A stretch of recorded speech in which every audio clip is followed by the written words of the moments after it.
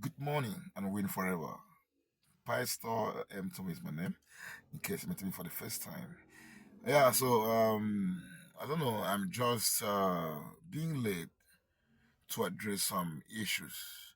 And today I want to help Prof X. You know Prof X already. I want to help him. I'm not responding to critics. I'm not responding to him, to what he has been doing. I'm trying to help him because from all analysis, I think he needs help. And if we don't help him, then we won't show the love of Christ. You see, when you look at people over time, you will know exactly what their intentions are, what their motives are, and you know if they actually know what they're doing and why they're doing what they're doing. And I've come to realize that when it comes to Prof X, he's so overwhelmed by a demonic spirit that he doesn't even know what he's doing. I've watched countless of his videos and I've come to one conclusion that this guy needs help. And sometimes I think about him. I think about him. I just hope that he doesn't use that same brain to cross the road, because if he uses that same brain to cross the road, he may not likely come back alive. I think so, because his brain, from my analysis, his brain is not intact. It's not working. So let me start by asking you, Prof X, have you met Prophet Tibisha before? The answer is no. Have you been to the Senate of All Nations before? The answer is no. Have you heard him talk about any of the allegations, labeled against him before? The answer is still no. So where do you find justification?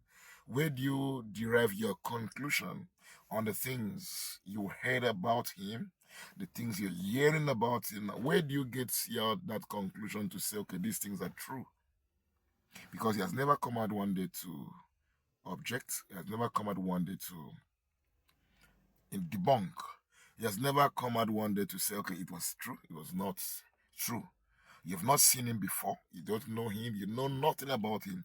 All your analyses are based on what you hear, based on what you read, and all that. And you find it very comfortable to sit down on your camera and a ring light or something and talk about someone you've not met before, someone you've not seen before, only based on hearing that this person did this or that person did that.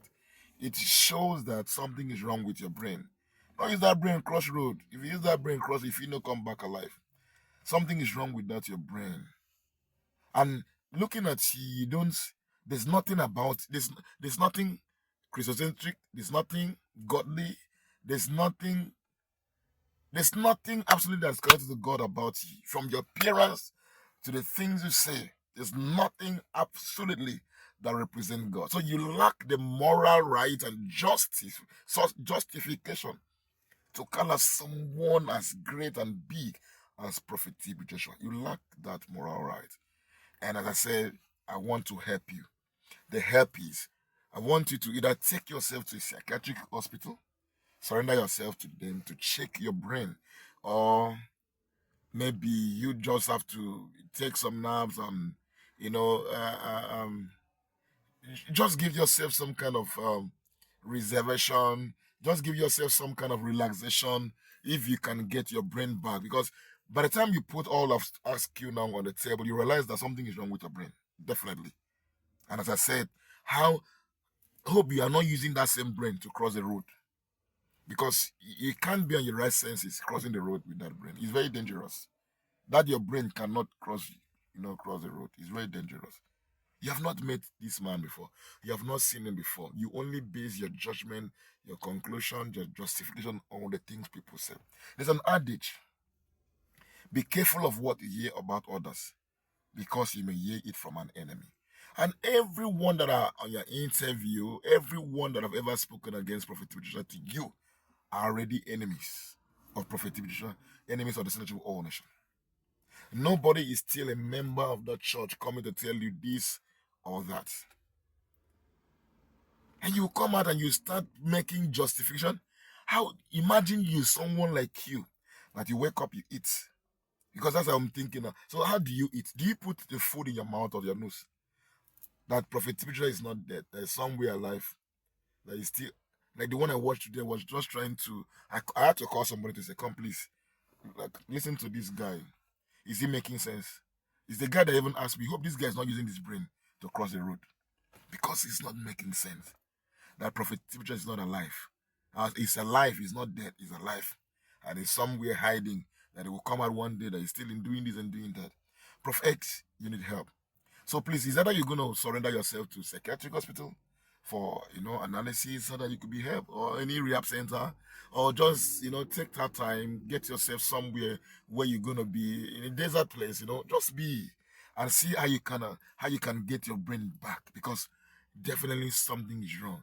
When you run mad, you don't know you're mad. So just like asking someone that is mad now. I'm not mad. So someone that runs mad doesn't know he's mad. So that's I'm trying to help you now, telling you that, man, the way you are going, you may one day find you in the market. You might one day find you in the market. It's not good that we see that you're already getting close to the market and you're not talking. So if nobody wants to talk about it, I've come to tell you, please, bro, look for somewhere, get a rehab, and just get yourself back, because you need to flush that brain and get a new one. God will help you get a new one so they can start thinking right. Because for now, you're not safe. Your life is even dangerous because you're not thinking well. Who knows? Please. So this video is for Prof X. Please send it to him to help him. It's a help. I'm not responding to his critics because he has nothing to say. Everything I said is all baseless and clueless and doesn't make any sense. So I'm not responding to that. I just know and I've realized that he needs help. So Prof X, please, if you try to get a rehab center, you can't, let us know. We have some here in Nigeria. I can even link you up some in South Africa. We can help you. All right. So just let me know if you have a problem. If you can't get one, even if you need money, we will pay. We will pay. We are not poor. We will pay. Okay. All right. So God bless you. We love you. We love you. So please, as I said, it's not a response to critic. It's a call for help. Someone call 911.